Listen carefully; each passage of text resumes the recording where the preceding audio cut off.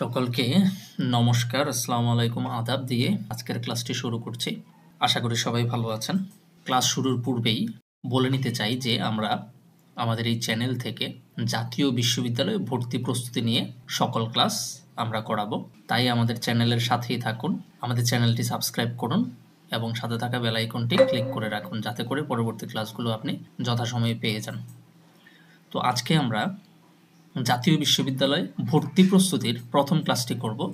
আর আমরা প্রথম ক্লাসে হিসাব বিজ্ঞানের একটি খুবই গুরুত্বপূর্ণ টপিক নিয়ে আলোচনা করব, আর সেটি হচ্ছে অংশীদারি ব্যবসায়ের হিসাব নিকাশ। তো আমরা এই অংশীদারি ব্যবসায়ের হিসাব নিকাশের মধ্যে অনেকগুলো টপিক পাব এবং এই অধ্যায় থেকে অনেক ধরনের প্রশ্নই আসে। এর মধ্যে একটি টপিক হচ্ছে নতুন অনুপাত নির্ণয় করার কিছু অঙ্ক আসে। তো আমরা আজকে এমনই একটি অঙ্ক দেখব। তো এই প্রশ্নটিতে বলা হয়েছে দুইজন অংশীদারের মুনাফা বন্টন অনুপাত হচ্ছে 2:1। ওকে, আমরা জাস্ট এখানে 2:1 লিখে রাখি। হ্যাঁ, 2:1। তারপরে বলছে তৃতীয় জনকে 5/1 অংশ মুনাফা বন্টনের চুক্তিতে তারা ব্যবসায়ের নতুন অংশীদার হিসেবে গ্রহণ করলে মুনাফা বন্টনের কি অনুপাত, নতুন অনুপাত কত? এই যে আমরা বলছিলাম যে আজকে যেটা নিয়ে কথা বলবো সেটা হচ্ছে নতুন অনুপাত কিভাবে নির্ণয় করতে হয়। সো আমরা প্রশ্নটাতে দুইটা তথ্য পাই। একটা হচ্ছে পুরাতন যে দুইজন অংশীদার ছিল এদের মুনাফা বন্টন অনুপাত ছিল 2:1, যেটা আমরা নিচে লিখেছি। সাথে তৃতীয় জনকে এখন নতুন করে অংশীদার হিসেবে নেবে, যাকে নাকি 5/1 অংশ দেওয়া হবে। সো আমাদের এই দুইটা তথ্য থেকেই আমাদেরকে নতুন অনুপাত বের করতে হবে। সো আমরা প্রথমে যেটা করব সেটা হচ্ছে এই যে দুইজন পুরাতন অংশীদার যে ছিল তাদের যে অনুপাত ছিল 2:1। আচ্ছা, তাহলে 2 আর এই 1 অনুপাত মিলে মোট কত হয়? অবশ্যই মোট কি হয়? 3 হয়, তাই তো? তাহলে কি আমরা এটা এইভাবে লিখতে পারি না? 3/2 এবং 3/1 কত? 1। এর মানে হচ্ছে এই যে দুইজন অংশীদার ছিল, এই দুইজন অংশীদারের প্রথম জন 3/2 পেত এবং 3/1 পেত কে? দ্বিতীয় জন ব্যক্তি। ওকে, ফাইন। এবার আমাদেরকে আরও একটি ইনফরমেশন দেওয়া হয়েছে, সেটা হচ্ছে তৃতীয় জনকে নেওয়া হবে 5/1 অংশ দিয়ে। ওকে, এখন এই যে তৃতীয় জনকে যে দেওয়া হবে, আমরা লিখি তৃতীয় জনের অংশ। তৃতীয় জনের অংশ, এই যে তৃতীয় জনের অংশ এখানে কত দেয়া আছে? 5/1 অংশ দেয়া আছে। আচ্ছা, তিনজনের একজন যদি 5/1 অংশ নিয়ে যায়, তাহলে বাকি যে দুইজন থাকবে তার মানে হচ্ছে পুরাতন অংশীদার, এই পুরাতন অংশীদারদের অংশ কতটুকু থাকবে? আমরা জাস্ট লিখব অবশিষ্ট, মানে হচ্ছে পুরাতন যারা ছিল সেই দুইজনের জন্য থাকবে 5/1 কয় ভাগ? 4 ভাগ।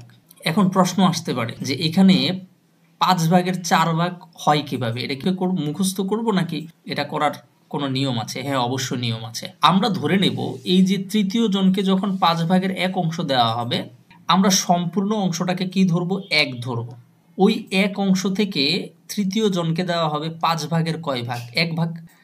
আচ্ছা, এখন আমাদেরকে কি করতে হবে? আমরা জানি যে এই 1-এর নিচে কোনো কিছু নেই। তো আমরা জানি যে কোনো কিছুর নিচে যদি কিছু না থাকে সেখানে মনে মনে কত ধরতে হয়? 1 ধরতে হয়।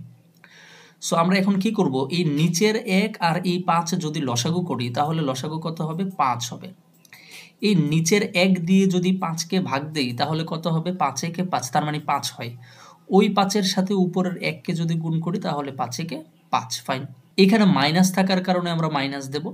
এই নিচের 5 দিয়ে যদি এই লসাগু 5কে আমরা কি দেই? ভাগ দেই, তাহলে 5 দিয়ে 5কে ভাগ দিলে কত পাওয়া যায়? 1 পাওয়া যায়। আর ওই 1-এর সাথে উপরের এই 1টাকে যদি গুণ করি আমরা, তাহলে আমরা কত পাচ্ছি? 1 পাচ্ছি।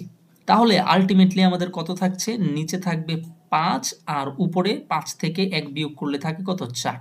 তাহলে আমরা অবশিষ্ট অংশ কত পেলাম? 5/4 পেলাম। ওকে, ফাইন। তাহলে আপনি যদি কোনো একজনকে 5/1 দিয়ে ফেলেন তাহলে অবশিষ্ট অবশ্যই থাকবে 5/1 কয় ভাগ? 4 ভাগ। সো এটা আমরা এত বড় ক্যালকুলেশন করে, মানে এত সময় নষ্ট করার আমাদের দরকার নাই। আমরা যখন দেখব যে 5/1 দিয়েছি, সো সাধারণত 5/1 যদি কাউকে দিয়ে দিই তাহলে অবশ্যই 5/1 আর কয় ভাগ থাকে? 4 ভাগ থাকে। তারপরে আমরা এইভাবে ক্যালকুলেশন করে একটু দেখিয়ে দিলাম, ঠিক আছে? আশা করি বুঝতে পেরেছেন। সো এখন আমরা আমাদের অঙ্কে চলে যাব। অঙ্কটা কি করব? তাহলে অবশিষ্ট কত থাকবে? অবশিষ্ট থাকবে 5/4। এই অবশিষ্টটা কারা পাবে? এই অবশিষ্টটা পাবে এই যে পূর্বে যে দুইজন ছিল সেই দুইজন পাবে। তো পূর্বের এই দুইজন কিভাবে পাবে? এই 5/4 যে 4 ভাগ আছে, সেই 5/4 তারা কি অনুপাতে পাবে? এখানে এটাকে দুইটা ভাগ করতে হবে। একটা ভাগ পাবে, প্রথম জন পাবে এই 5 ভাগের 4 ভাগ যেই অংশটা আছে এই অংশটার 3 ভাগের 2 অংশ, আবার এই 5 ভাগের 4 ভাগের 3 ভাগের 1 অংশ পাবে। তার কারণ হচ্ছে পুরাতন যে অংশীদাররা আছে তারা এই নতুন যে অংশটা আছে সেই অংশটা কিভাবে পাবে? পুরাতন অনুপাত অনুযায়ী পাবে। কি অনুযায়ী? পুরাতন অনুযায়ী। তার কারণ হচ্ছে যে পূর্বে বেশি পেত সে এখনো বেশি পাবে, যে পূর্বে কম পেত এখনো সে কি পাবে? কম পাবে। সো এই হচ্ছে কথা। আচ্ছা, এখন আমরা কিভাবে করব ক্যালকুলেশনটা আমরা করে দিচ্ছি এখান দিয়ে। আমরা এখান দিয়ে করব। ধরে নিলাম এখানে যেহেতু নাম নেই আমরা প্রথম জন লিখি, তাই তো?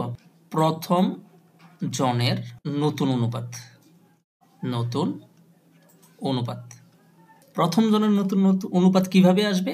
এই 3 ভাগের 2 ভাগ কার মধ্য থেকে? এই 5 ভাগের 4 মধ্য থেকে এই 3 ভাগের 2 ভাগ সে পেয়ে যাবে। সো আমরা এটা একটু মুছে ফেলি বুঝার স্বার্থে। সো আমরা এখানে লিখব অনুপাত, এখানে যে 5 ভাগের 4 ভাগ আছে এর মানে এই অংশটার কত ভাগ পাবে? এই যে 3 ভাগের 2 ভাগ। তাহলে 3 নিচে লিখব, 2 উপরে লিখব। সো আমরা এখন কি করব? আমরা এখন এটাকে গুণ করব। এই হচ্ছে গুণ। তাহলে নিচে কত দাঁড়ায়? 3 5 কত হয়? যেহেতু এর মানে হচ্ছে গুণ, তাহলে 3 5 নিচে কত হবে? 15। আর উপরে কত হচ্ছে? 4 দুগুণে কত? 8। ফাইন। এবার আমরা লিখতে পারি যে দ্বিতীয় জনের নতুন অনুপাত। সো দ্বিতীয় জনের নতুন অনুপাত কি হবে? আবারও সেম লেখা লিখবো আমরা যে দ্বিতীয় জন এই অংশটার এত অংশ পাবে, তাই তো? সো 5 ভাগের 4 এর কত অংশ পাবে? 3 ভাগের 1 অংশ। তাহলে কত হয়?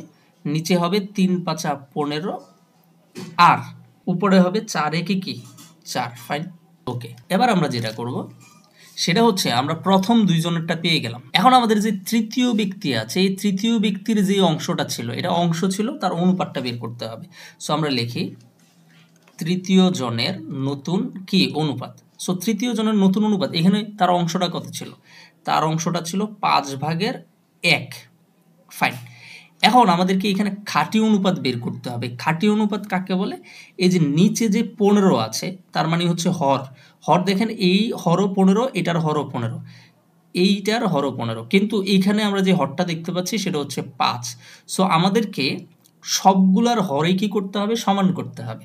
তার মানে এখানেও কত হইতে হবে? 15 হইতে হবে। এর মানে হচ্ছে 5-এর সাথে এমন একটা সংখ্যা গুণ দিতে হবে যাতে করে এখানে কত হয়? 15 হয়। তাহলে আমরা কি 3 দিয়ে গুণ দিতে পারি? অবশ্যই। তাহলে 3 5 কি হয়? 15 হয়। যেহেতু নিচে 3 দিয়ে গুণ দিয়েছি এজন্য উপরেও 3 দিয়ে গুণ দিতে হবে, এজন্য উপরেও 3 দিয়ে গুণ দিতে হবে। ফাইন। তাহলে 3 একে কত হয়? 3 হয়। তাহলে আমরা কত কত পাচ্ছি? উপরের গুলো নিতে হবে। তাহলে উপরে পাচ্ছি আমরা 8, দ্বিতীয় জনেরটা পাচ্ছি আমরা 4, তৃতীয় জনেরটা পাচ্ছি আমরা 3। তাহলে এটার আনসার হিসেবে আমরা কত নিতে পারি? এখানে কত পাচ্ছি আমরা? সুতরাং 8 অনুপাত 4 অনুপাত কত? 3। এটাকে কি আর ছোট করা যায়? এই 8কে এবং 4কে ছোট করা যাবে, কিন্তু 3কে ছোট করা যাচ্ছে না। যেহেতু 3কে ছোট করা যাচ্ছে না সেহেতু এটার আনসার 8 অনুপাত 4 অনুপাত 3 হবে। ঠিক আছে? ওকে, আশা করি আপনারা বুঝতে পেরেছেন। তাহলে এই প্রশ্নটার উত্তর হিসেবে আমরা অপশন কাকে নিতে পারি? গ কে নিতে পারি। এই 8 4 আর কত? 3। সো এইভাবেই আপনাদেরকে কি করতে হবে? বের করে নিতে হবে। ফাইন। এখন আমরা এই অঙ্কটার শর্ট টেকনিক দেখে নেব যে পরীক্ষায় আসলে কিভাবে তাড়াতাড়ি করে দেওয়া যায়। ঠিক আছে? ওকে। সো এই অঙ্কটা করার জন্য আমাদের যে ইনফরমেশনগুলো দেওয়া আছে সেগুলো আগে লিখব। যে পুরাতন অংশীদারদের অনুপাত কত ছিল? 2 অনুপাত কত ছিল? 1। ফাইন। এবং তৃতীয় জনের অংশটা কত ছিল? 5 ভাগের কত অংশ? 5 ভাগের 1 অংশ। এই জায়গাটা শুধু আমরা লিখে নেব। এখন আমাদেরকে যেটা করতে হবে সেটা হচ্ছে আমরা এই লেখাগুলো বোঝার স্বার্থে লিখব। আপনি যখন অঙ্ক করবেন তখন মুখে মুখে করতে পারবেন। আমি জাস্ট লিখে দিচ্ছি বোঝানোর জন্য। সো আমরা এখানে লিখব নতুন অনুপাতে পুরাতন অংশীদারদের অংশ বা কি অনুপাত, অংশ বা অনুপাত। তো কিভাবে লিখবো আমরা? এখানে যে পুরাতন অংশীদারদের যে পুরাতন অনুপাতটা ছিল, আবার বলছি পুরাতন অংশীদারদের যে পুরাতন অনুপাতটা ছিল সেটা কত? 2 অনুপাত 1। সো আমরা লিখব 2 অনুপাত 1। এইটার সাথে আমরা গুণ করব। এখানে 5/1 অংশ দেওয়া হয়েছে ওই তৃতীয় ব্যক্তিকে, তাহলে অবশিষ্ট কত থেকে যায়? 5/4। এই 4টাকে নিয়ে আমরা এখানে এটার সাথে গুণ দেব।